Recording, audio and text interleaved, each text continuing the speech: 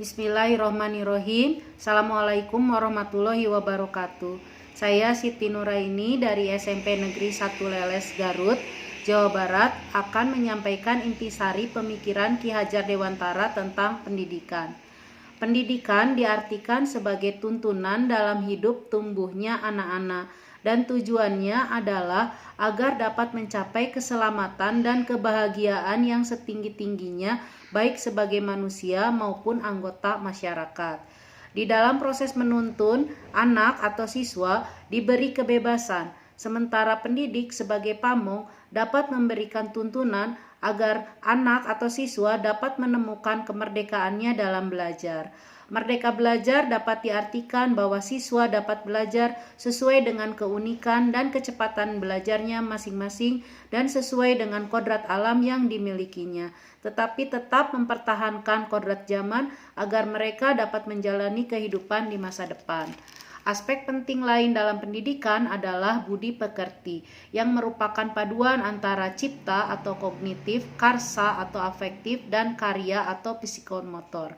Dalam pendidikan budi pekerti harus ada kerjasama antara pihak sekolah dan pihak keluarga untuk melatih kecerdasan budi pekerti. Proses pembelajaran yang mencerminkan pemikiran Ki Hajar Dewantara. Yang pertama, pembelajaran yang mencakup 3 aspek yaitu kognitif, afektif, dan psikomotor. Artinya, dalam proses pembelajaran di kelas atau di sekolah, ketiga aspek tersebut harus dituntun, ditanamkan secara konsisten dan berjenjang, sehingga pendidikan dapat dilaksanakan secara menyeluruh. Yang kedua, pembelajaran harus dapat memfasilitasi keunikan masing-masing siswa sesuai dengan kodratnya yang berbeda-beda. Misalnya keunikan, gaya belajar, tingkat kecerdasan, dan lain-lain. Seorang pendidik harus sabar dan terus memotivasi siswa untuk belajar, menciptakan suasana pembelajaran yang menyenangkan, aman, dan nyaman. Yang ketiga, guru atau pendidik berperan sebagai penuntun atau pamong dalam belajar. Artinya, guru bukan hanya berperan sebagai sumber belajar atau sumber ilmu, tetapi juga sebagai fasilitator, motivator, dan evaluator. Yang ketiga, apa yang akan dilakukan agar proses pembelajaran Ki Hajar Dewantara dapat terwujud? Yang pertama, mempersiapkan rencana pembelajaran, materi ajar, dan alat evaluasi yang mencakup 3 aspek, yaitu kognitif, afektif, dan psikomotor. Yang kedua, mempersiapkan media pembelajaran yang dapat memfasilitasi keunikan dan gaya belajar siswa yang beraneka ragam.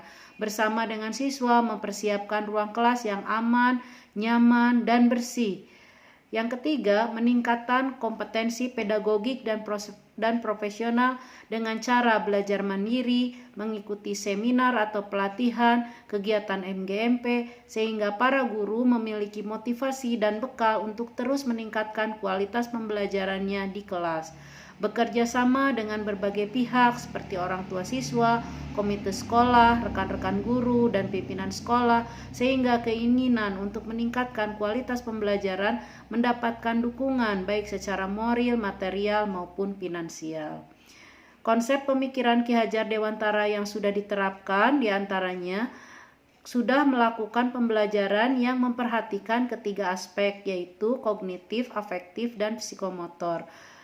Menggunakan sumber belajar, media pembelajaran, dan metode pembelajaran yang bervariasi sehingga dapat memfasilitasi keunikan, gaya belajar, kecepatan belajar siswa yang berbeda-beda. Demikian yang dapat disampaikan. Assalamualaikum warahmatullahi wabarakatuh.